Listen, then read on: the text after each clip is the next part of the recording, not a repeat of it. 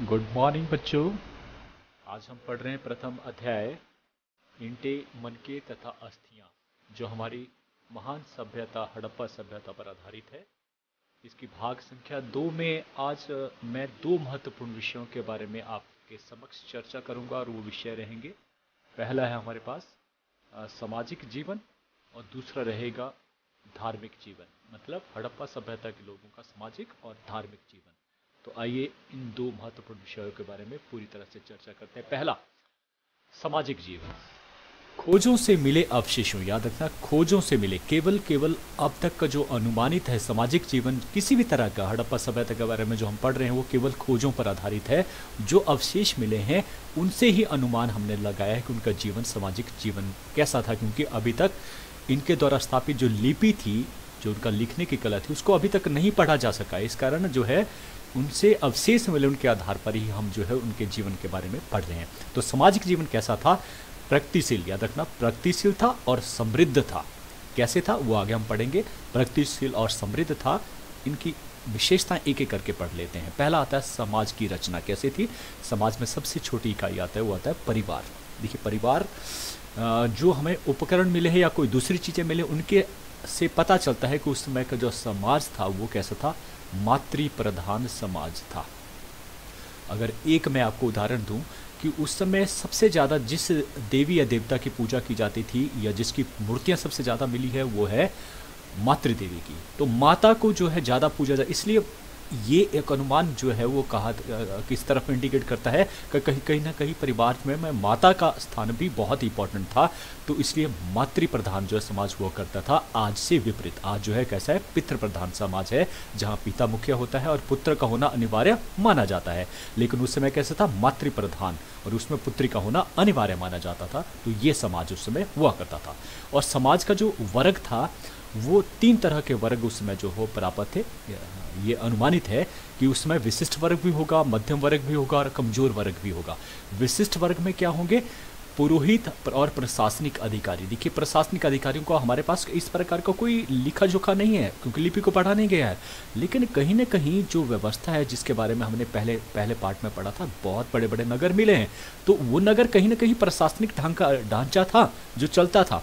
अगर बहुत सारी चीज़ें हैं, नगर कैसे स्थापित थे, बड़े तरीके से स्थापित थे। तो कहीं ना कहीं एक प्रक्रिया थी, एक प्रथा थी और एक कहीं ना कहीं एक व्यवस्था थी, उसको चलाने के लिए लोग थे। अगर बाट का देखें, आपको पता है कि चौनोडो में बाट बनाने का कारखाना था और वही बाट हर जगह मिले हैं।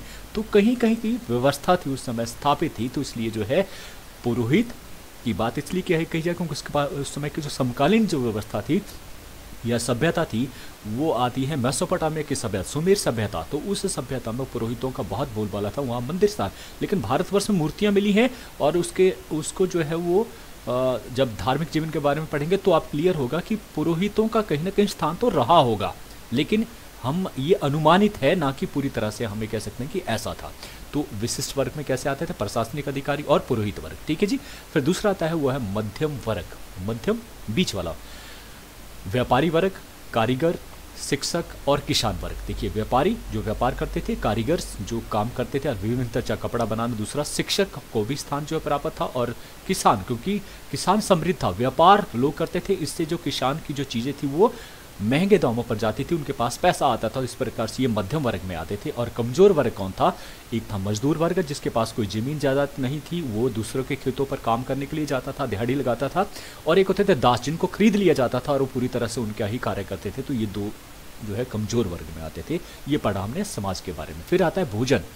हड़प्पाकालीन जो लोग थे दोनों तरह का, शाकाहारी और मांसाहारी, जैसे आज स्थापित है वैसे ही भोजन किया करते थे। लेकिन उनकी जो मुख्य जो फसलें हुआ करती थी वो गेहूं और जौ हुआ करती थी। इसके अलावा खजूर की गुठलियां, अन्य अवशेषों से स्पष्ट होता है कि वे फलों का भी, तरकारियों का भी इस्तेमाल करते थे अपने जीवन में। और दूध की जो विभिन्न जो चीज़ें बनती हैं, जैसे में दही है, पनीर है, कोई दूसरी चीज़ें हैं, उनका इस्तेमाल, घी का इस्तेमाल हुआ करता था। वे गाय, सुअर, भेड़, मुर्गे, मछली और अंडे आदि का इस्तेमाल भी करते थे। खुदाई में रोटी बनाने के सांचे भी मिले हैं और उनसे अनुमान लगाया जाता है कि कहीं ना कहीं एक मिष्ठान बनाने का पुष्टि भी उस समय हुई है इन बर्तनों के मिलने से। तो ये रहा उनका भोजन। फिर वेशभूषा। हड़प्पा कालीन जो लोग थे वो दोनों ही तरह का, चाहे सूती हो चाहे ऊनी वस्त्र हो, लेकिन ये इस पर आधारित था कि अमीर है या गरीब है, उसी प्रकार से वस्त्र वो पहनता था। स्त्रियां निचले हिस्से में लहंगा, देखिए आज लहंगा बहुत प्रचलित है, तो उस समय लहंगा पहनती थी स्त्रियां और ऊपर वाले हिस्से के ऊपर चादर ओढ़ती थी, और इस प्रकार से जो पुरुष होते थे नीचे जो धोती पहनते थे और ऊपर जो है चादर पहनते थे या शॉल ओढ़ते थे। हड़प्पा सभ्यता की खुदाई में हमें अनेक तकले मिले हैं, तकले जिससे जो है ऊन काटी जाती थी, धागा बनाया जाता था, और सुइयां जिससे सिलते होंगे। देखिए ये मूर्ति उस समय की मिली है। देखिए इससे बहुत सारी चीज़ें अनुमानित होती है। एक तो चादर, चादर के ऊपर कितनी सुंदर जो है वो जो है वो फूल बनाए गए हैं कढ़ाई करके, है ना, उभरा हुआ है। तो और कितने वैज्ञानिक तरीके से, देखिए पूरी सोच पूरा बराबर जो है, कहीं भी आपको लगेगा कि कहीं बिल्कुल बराबर के जो है वो, तो इस प्रकार से हमें कहें कि ये सभ्यता अपने आप तौर पर एक बहुत बड़ी विकसित सभ्यता जो उस समय रही होंगी, सोच से भी और कार्यों से भी। यहाँ देखेंगे एक आभूषण उन्होंने पहना है इसके ऊपर, जिस प्रकार से आज जो है लड़कियों को जो इस प्रकार से पहना, अमीर जो लोग होते हैं इस प्रकार आभूषण बनाते हैं, तो ये उस समय के पुरुष भी जो है आभूषण पहनते थे, इतने शौकीन थे। यहाँ देखेंगे ताबीज़ पहना है जो आज भी व्यवस्था स्थापित धार्मिक तौर पर, जिससे आगे हम पढ़ेंगे। तो इनको देख कर ही ये सारा जो है अनुमानित जो है आप तक पहुँचाते हैं हम। आभूषण, स्त्री पुरुष दोनों को ही आभूषण पहनने का शौक है। जैसे मैंने पीछे बताया, हार, अंगूठियां, कड़े, कुंडल और बालियां ये स्त्रियों के आभूषण हुआ करते थे। स्त्रियों का आभूषण में कई लड़ों वाला करधनी, कई लड़ों वाला करधनी, जिसमें बहुत सारी लड़ियां, जिसको आज रानी हार कहा जाता है, ये व्यवस्था उसी समय से स्थापित है। ठीक है, इसके अलावा ये कहता है कि कान के लटकनों और नाक के जो आभूषण थे उनका अभाव था, बहुत कम संख्या में मिले हैं ये आभूषण जो है। किस तरह के होते थे? सोने, चांदी, हाथी दांत और रतन। ये तो अमीर लोग पहनते थे, किसके? सोने, चांदी, हाथी दांत और रतन के। लेकिन जो निर्धन और जो साधारण लोग थे वो किसके? अस्थियों से बने हुए घोंघों, सीपों, तांबे, कांसे और पक्की मिट्टी के आभूषण भी जो बनाए जाते थे। जो बहुत ही गरीब होगा वो कैसे पक्की मिट्टी के आभूषण जो बना लेगा। तो इस प्रकार से ये आभूषण। फिर आता स्त्रियों की दशा। देखिए सबसे पहले ही स्त्रियों की स्थिति जो है, इसलिए क्योंकि समाज कैसा था? मातृ प्रधान। जहाँ माता इंपॉर्टेंट थी, उसके आदेशों को मानते थे लोग समाज में, तो कितने समूचे तौर पर जो स्थिति थी स्त्रियों की वो बहुत ही अच्छी रही होगी। उन्हें हर तरह के अधिकार रहे होंगे, बजाय पुरुषों से ज़्यादा ही अधिकार उनको जो है प्राप्त थे। तो इस प्रकार से उनकी स्त्रियों की स्थिति बहुत ही अच्छी थी। उनको धार्मिक उत्सवों के ऊपर बहुत पूजा जाता था। फिर आता है मनोरंजन के साधन। हड़प्पा जो निवासी थे आजकल की ही तरह, लेकिन आजकल जो है इलेक्ट्रॉनिक्स मीडिया बहुत ज़्यादा हो गया, हमारे पास साधन कुछ अलग तरह के, लेकिन उनके जो साधन हुआ करते थे, शिकार खेलना, मछली पकड़ना, पशु पक्षियों को लड़ाना, चौपाल और पाशा फेंकना। देखिए पशु पक्षियों को लड़ाना आज भी इस प्रकार से आनंद लोग उठाते हैं। अगर पहाड़ों में भारतवर्ष हिमाचल की बात करें, हिमाचल की संस्कृति में पहाड़ी लोगों के बारे में जाएं, तो वहाँ पशुओं को आज भी लड़ाया जाता है। विशेष जो है वो एक त्यौहार जो है वो मनाए जाते हैं जिसमें पशुओं को लड़ाया जाता है। ढोल मंजीरे बजाना ये भी है, नृत्य करना, गीत करना, ये तो हमारी शैली है। तो इस प्रकार से ये मनोरंजन जो है उस समय लोग इस तरह से करते थे अपना। फिर आता है मृतकों का संस्कार। ऐसे अलग अलग तरह से क्वेश्चन आपको 3-3 नंबर के, 2-2 नंबर के पूछे जा सकते हैं। तो इसमें मृतकों का संस्कार सबसे ज़्यादा पूछा हुआ क्वेश्चन है। देखिए 3 तरह से वो अपने शवों का विसर्जन करते थे, या 3 प्रथाएं जो प्रचलित थी उस समय। पहली प्रथा क्या थी कि शव को पूरी तरह से जला दिया जाता था, जैसे कि आज है। ठीक है, फिर जो राख बच जाती थी, अवशेष बच जाते थे, उनको जो है एक बर्तन में डाल दिया जाता था और उसे दफना दिया जाता था। क्लियर हो गया पहला। दूसरी विधि के अनुसार जो पूरा शव होता था उसे जमीन में दफना दिया जाता था, और उसके अनुसार उसके साथ जो है उसके प्रिय चीज़ों को, या जो जरूरी चीज़ है, बर्तन है, अनाज है, उसको दफना दिया जाता था। ये माना जाता है उसके बाद भी जीवन है, उसके लिए उसकी चीज़ों की आवश्यकता पड़ेगी। तो दूसरा होगी उसकी विधि। फिर तीसरी विधि क्या है कि शव को कुछ समय के लिए जो है वो खुले स्थान पर, दूर खुले स्थान पर छोड़ दिया जाता था, और चील कौओं के खाने के पश्चात जो अस्थि पंजर जो है बच जाता था उसे दफना दिया जाता था। बहुत आसान, बहुत इजी। 3 तरह के जो है वो संस्कार किए जाते थे। हो गया। अब बढ़ते हैं अगले जो प्रश्न है वो है, या अगला जो हमारा जो विषय है वो है धार्मिक जीवन के बारे में। हड़प्पा सभ्यता के लोगों का धार्मिक जीवन था वो सामाजिक जीवन की ही तरह जो काफ़ी उन्नत था। इसका अनुमान हम इस बात से लगा सकते हैं कि आजकल के जो धार्मिक विश्वास हैं वो उस समय चले आ रहे विश्वासों के ही तरह हैं। तो देखते हैं ये कौन कौन से धार्मिक विश्वास हैं या विशेषताएं क्या रही हैं। पहला आता है वो है बहुदेववादी। देखिए आज भी जो समाज है वो कैसा है? बहुदेववादी। हिंदुओं में बहुत सारे देवताओं को जो है पूजा जाता है। तो उस समय भी बहुत सारे देवताओं को पूजा जाता। फर्क क्या था कि इनके जो देवता थे वो अधिकतर कैसे थे, प्रकृति पर आधारित देवता थे। वायु पूजना, उनकी सांस लेना बड़ा इंपॉर्टेंट, पानी को पूजना, पानी उनके लिए बड़ा इंपॉर्टेंट, सूर्य को पूजना, उनकी गर्मी बहुत इंपॉर्टेंट। तो इस प्रकार प्रकृति पर आधारित वृक्षों को पूजना या फसलों को पूजना आज भी ऐसा किया जाता। तो वो चीज़ें जिनसे उनको जो है ज़रूरत होती थी, उन चीज़ों को ज़्यादा जो है पूजा जाता था, प्रकृति पर आधारित देवताओं को ज़्यादा पूजा जाता था। कहते हैं बहुत सारे जो विद्वान हैं वो कोशिश करते हैं कि जो सुमेर की जो सभ्यता है और जो सिंधु घाटी की सभ्यता, वो कहीं ना कहीं बराबर करने की कोशिश करते हैं, लेकिन ये अंततः हम मानते हैं। देखिए, सुमेर की जो सभ्यता, मेसोपोटामिया की जो सभ्यता थी, वहाँ पर बहुत सारे मंदिर जो खुदाई में मिले हैं, ठीक है, जिससे हम पता लगता है कि कहीं ना कहीं जो पुरोहितों का उस सभ्यता में बहुत बड़ा वर्चस्व था, उनको स्थान था बड़ा। हम ये कहें कि एक तरह से राजा के बाद जो स्थान आता था वो पुरोहितों का आता था। लेकिन यहाँ पर सिंधु घाटी की सभ्यता में अभी तक कोई मंदिर जो है नहीं मिला है, तो इस प्रकार से हम नहीं कह सकते कि यहाँ पर भी पुरोहितों का बहुत ज़्यादा वो बोलबाला था। तो इस प्रकार से हम बराबर का दर्जा उस सभ्यता के साथ नहीं बिठा सकते धार्मिक स्थिति के बारे में। ये सिर्फ ये कह सकते हैं कि जिस प्रकार से सुमेर में बहुत सारे देवी देवताओं को पूजा जाता है, ठीक उसी प्रकार से भारतवर्ष में भी जो है यहाँ की जो सभ्यता थी, सिंधु घाटी की सभ्यता, उसमें बहुत सारे देवताओं को पूजा जाता। तो उस मामले में हम बराबर बैठते हैं। तो ये बहुदेववादी पहला हो गया, बहुदेववादी। फिर आते हैं मातृदेवी की पूजा। देखिए, जिस देव देवता की में सबसे ज़्यादा जो पूजा की जाती थी, उसमें बड़ी संख्या में खुदाई में जो मिले हैं वो देवियों की मूर्तियाँ जो मिली हैं। तो इससे पता लगता है कि इस सभ्यता में सबसे ज़्यादा मातृदेवी की पूजा की जाती थी। इसे ही प्रकृति देवी भी कहा जाता था। अतः कहा जा सकता है कि लोग जो है मातृदेवी की पूजा किया करते थे। और एक चित्र में देखिए, एक चित्र मिला जिसमें क्या था कि स्त्री के पेट से एक पौधा निकलता हुआ एक मोहर में बना है चित्र, जिसके ऊपर जो है वो क्या है, उनकी नाभि से क्या निकला हुआ पौधा निकल रहा है, जिससे पता लगता है कि कहीं ना कहीं ये जो है वो कौन है, पृथ्वी की देवी है, जहाँ से जो पृथ्वी हमें क्या देता है, वो पेड़ पौधे देता, जिससे हमें जो है, जिस पर हमारा जीवन जो आधारित रहता है। तो इस प्रकार से ये इनको आधारित जो है, इससे पता लगता है कि ये जो मूर्ति है ये किसकी है, मातृदेवी की जो है वो मूर्ति है। और इस प्रकार से एक और उदाहरण ही दे रहा है कि कई मूर्तियों पर जो धोनी के धब्बे भी मिले। धोनी होता है धूप का जब जलता है तो धुआं निकलता है और उससे जो मूर्ति है उसके ऊपर काला सा जम जाता है, तो उसके धोनी के जो धब्बे हैं वो भी मिले हैं। तो जो ये अनुमान लगा सकते हैं, क्योंकि कहीं ना कहीं ये जो प्रथा है धोनी करना या धूप जलाना, ये वहाँ से स्थापित है।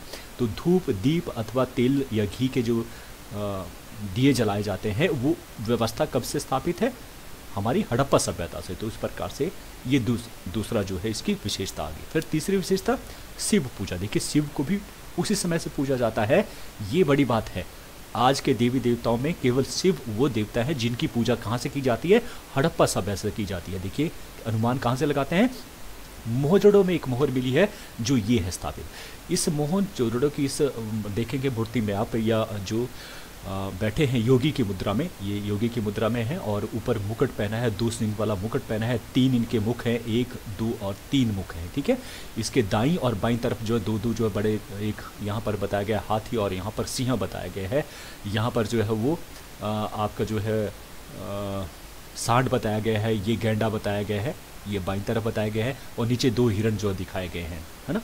तो इस प्रकार से ये जो बोलते हैं इतिहासकार कि ये योगी जो कोई और नहीं है, ये शिव है। तो इस प्रकार जो शिव की जो पूजा है वो उस समय से की जाती है, कि दूसरे प्रमुख देवता। फिर आता है कि उस समय लिंग और योनि की पूजा भी की जाती है, जो आज भी प्रचलित है। शिवलिंग को देखो बहुत ज़्यादा पूजा जाता है। योनि को अगर आपने देखना हो तो आप कहीं भी मंदिर में जाइए, वहाँ जो हवन कुंड बना होता है वहाँ पर योनि बनाई जाती है और वहीं पर आहुति जो हो दी जाती है, क्योंकि हमारा सभी का जीवन जो योनि से ही प्रारंभ हुआ है, वहीं से हम निकले हैं, तो इसलिए उसको भी पूजा जाता है। तो इस प्रकार से ये जो व्यवस्था है, लिंग को पूजना और योनि को पूजा जाना, ये उस समय ही से ही प्रचलित हड़प्पा सभ्यता। इसके द्वारा जो ईश्वर की सृजनात्मक शक्ति के प्रति वे अपनी आराधना को, भावना को जो है वो प्रदर्शित करते हैं कि हम इसको रिस्पेक्ट देते हैं, आदर करते हैं, सम्मान देते हैं, पूजा करते हैं। फिर आता है 5वां वृक्ष पूजा।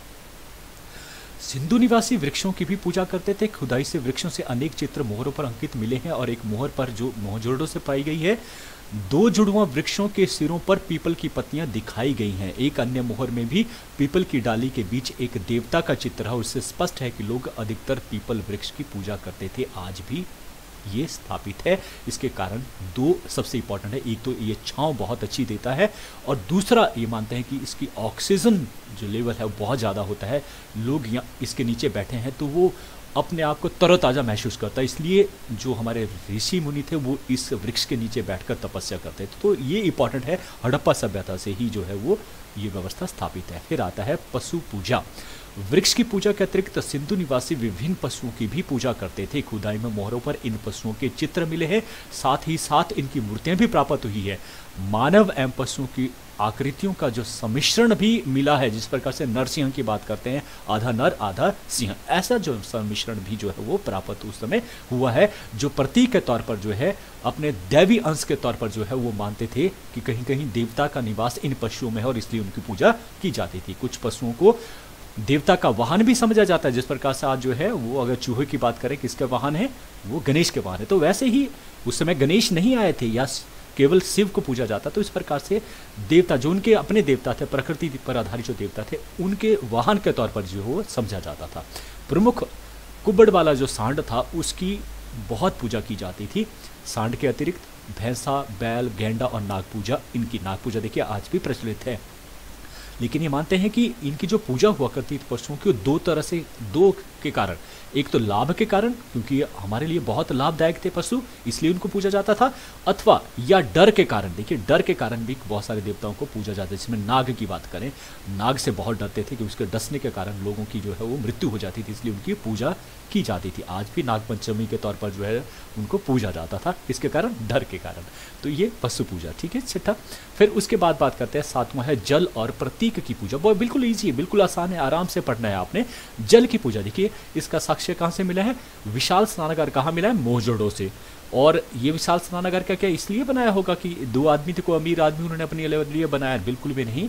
उस समय इसलिए बनाया क्योंकि हजारों जो लोग जहाँ उस समाज में रहते थे वो कहीं खास मौके के ऊपर खास दिन जो है वहाँ पर नहाने के लिए आते होंगे, जब बस संभवतः वो कोई धार्मिक दिन रहा होगा, रहता होगा। तो इस प्रकार से ये जो विश्वास था कि जल की पूजा करना जो है, जल को बड़ा अच्छा मानते थे, तो इस प्रकार से जल पूजा आज भी देखिए सुबह उठकर जो है वो जल जो है वो अर्घ किया जाता है सूर्य देवता को। तो इस प्रकार से जल की पूजा उस समय से प्रचलित है। फिर दूसरा जो है था प्रतीक, प्रतीक के तौर पर देखिए कोई चीज़ को हम जो है, जैसे यहाँ पर देखिए स्वास्तिक का निशान, ये मोहर जो कहाँ से मिली है, ये भी हड़प्पा सभ्यता की ही मोहर है। और ये प्रतीक जो है आज भी प्रचलित, किसी भी कृत्य में देखिए, आप घर की प्रतिष्ठा करनी हो या विवाह कर रहे हो, कुछ भी, आप ये प्रतीक हर जगह जो हो आपको मिले। दिवाली के टाइम पे हम बहुत सारा इस प्रतीक का इस्तेमाल जो अपने आंगन में सजाने के लिए करते हैं। तो ये प्रतीक जो है देवी देवता का स्वरूप मानकर जो है इसको प्रतीक को भी पूजा जाता था उस समय।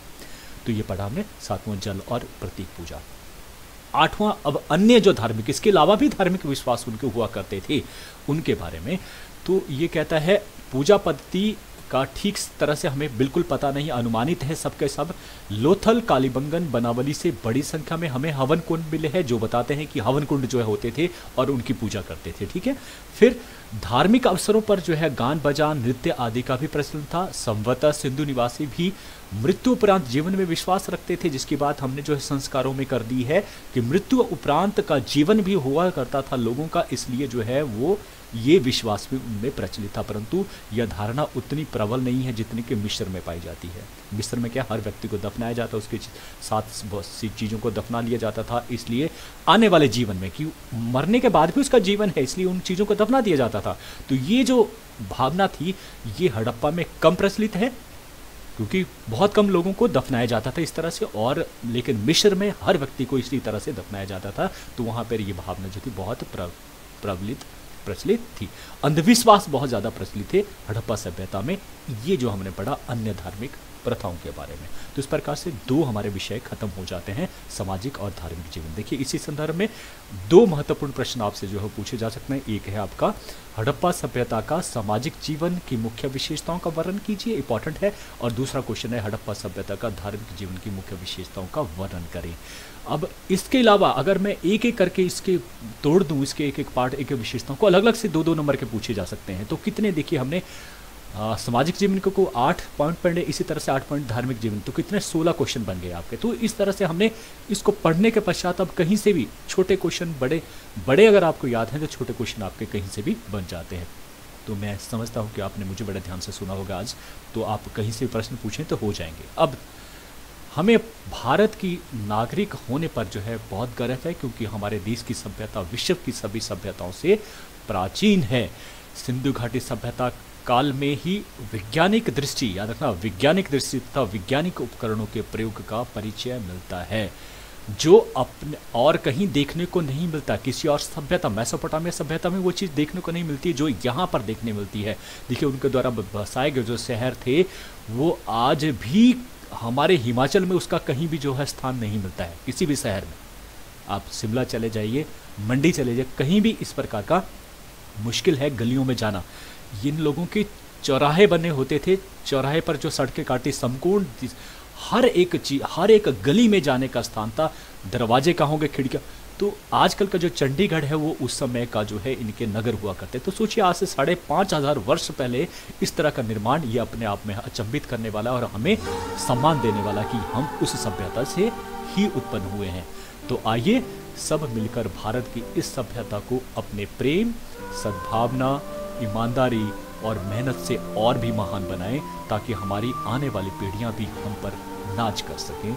आज फिर से आपने मुझे बड़े ध्यान से सुना होगा, उसके लिए आप सबका बहुत बहुत धन्यवाद। Thank you.